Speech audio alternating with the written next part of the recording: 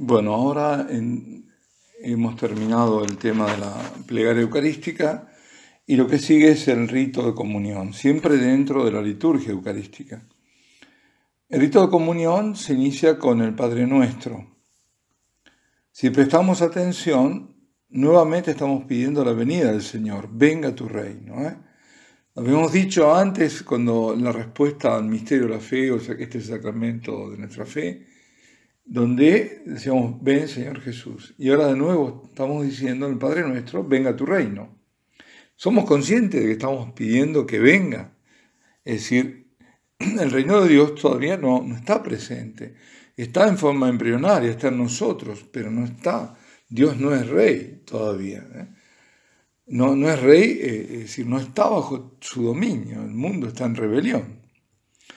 Y seguidamente el sacerdote, continuando la oración, retomando líbranos del mal, porque termina líbranos del mal, dice, líbranos de todos los males, Señor, y concédenos la paz en nuestros días, para que, ayudados por tu misericordia, vivamos siempre libres de pecado y protegidos de toda perturbación, mientras esperamos la gloriosa venida de nuestro Señor Jesucristo.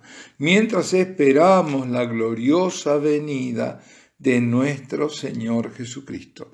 En un breve lapso de tiempo, en la misa, esta es la tercera vez que se hace mención a la parucía. Yo creo que no nos damos cuenta, y tampoco nos damos cuenta que cuando le decimos que líbranos de todos los males, siempre pensamos en los males exteriores que nos pueden venir encima. Pero el principal mal que le estamos pidiendo es que nos libre del pecado, de pecar, de nosotros cometer el mal. También le pedimos, claro, que nos proteja de toda perturbación, ¿no? Sobre todo toda perturbación demoníaca. Y después sigue el rito de la paz. Dirigiéndose al Señor, que está presente en el pan y el vino transustanciados, el sacerdote dice aquellas palabras, Señor Jesucristo, que dijiste a tus apóstoles, la paz os dejo, mi paz os doy. No tengas en cuenta nuestros pecados, sino la fe de tu iglesia. Y conforme a tu palabra, concede la paz y la unidad. Es decir, no consideras nuestros pecados, sino la fe de la Santísima Virgen, de todos los santos que ya están en el cielo y de los que están haciendo su camino de santidad aquí, ¿no? Y después, dirigiendo a él, esa terminal de oración, tú que vives y reinas por los siglos de los siglos. Es decir, es la oración, como decíamos, no dirigida ya al Padre, puesto que ha concluido el sacrificio de la Eucaristía con la plegaria, sino al Hijo que está ahí presente. Y luego de dar la paz a la asamblea, el sacerdote invita a intercambiarse entre ellos, cada uno un saludo de paz.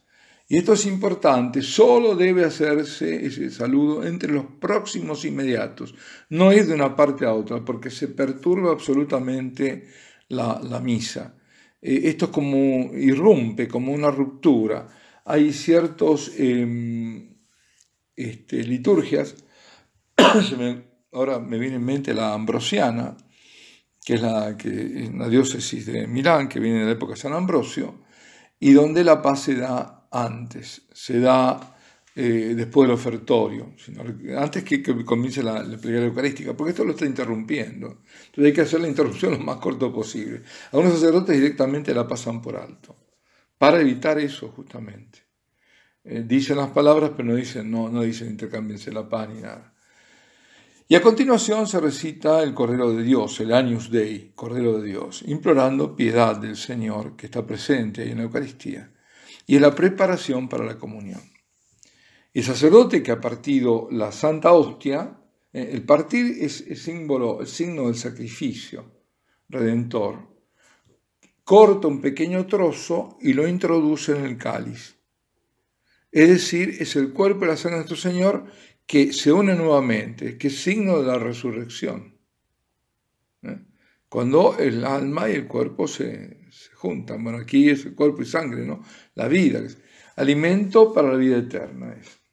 Y la oración lo dice en silencio, en secreto, el celebrante, y es el auspicio para que así sea, para que esto sea nuestro alimento de vida eterna. Y que se cumplan aquellas palabras del Señor, ¿no? El que come mi carne y bebe mi sangre, tiene la vida eterna, y yo lo resucitaré en el último día. Y sigue la comunión. Elevando la Santa Hostia y el cáliz, el celebrante dice: este es el Cordero de Dios que quita el pecado del mundo.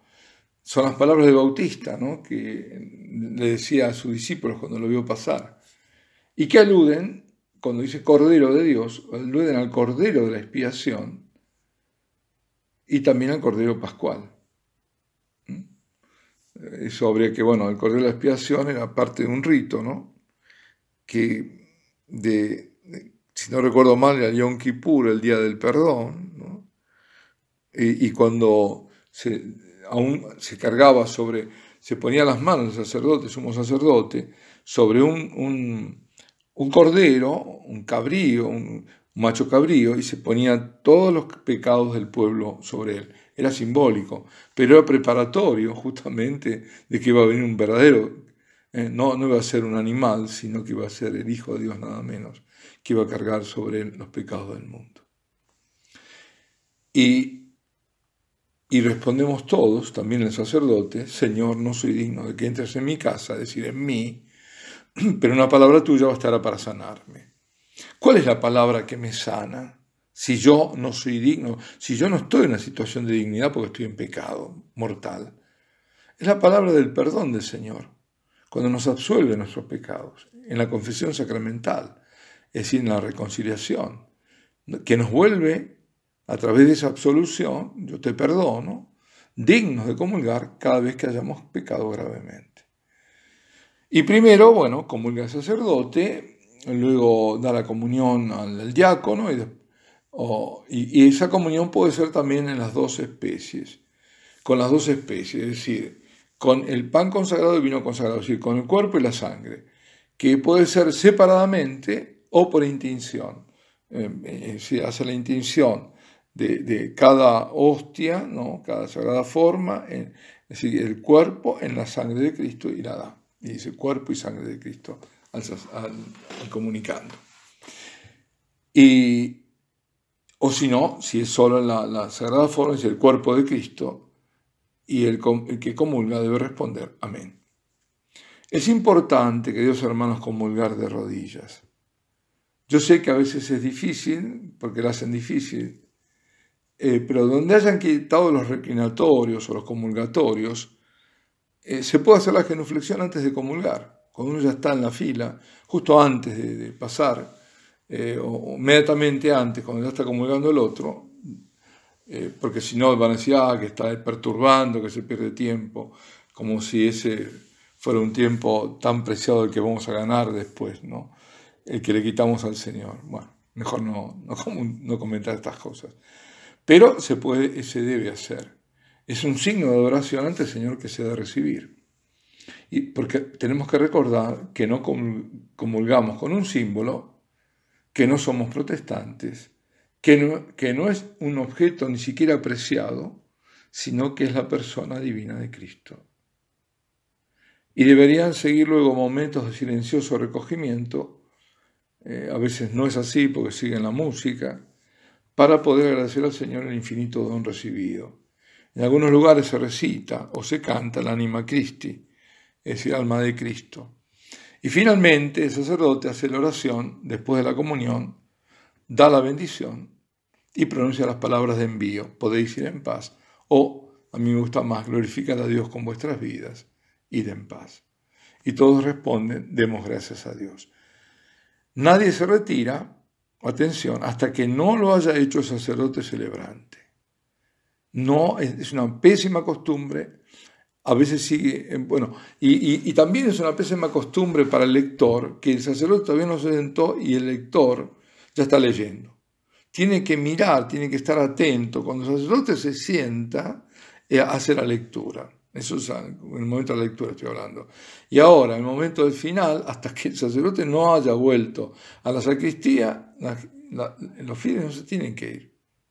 A veces, al final, sigue un canto a la Santísima Virgen cuando terminó la celebración. Y después seguiremos con otros aspectos formales de la misa. Alabado sea Jesucristo.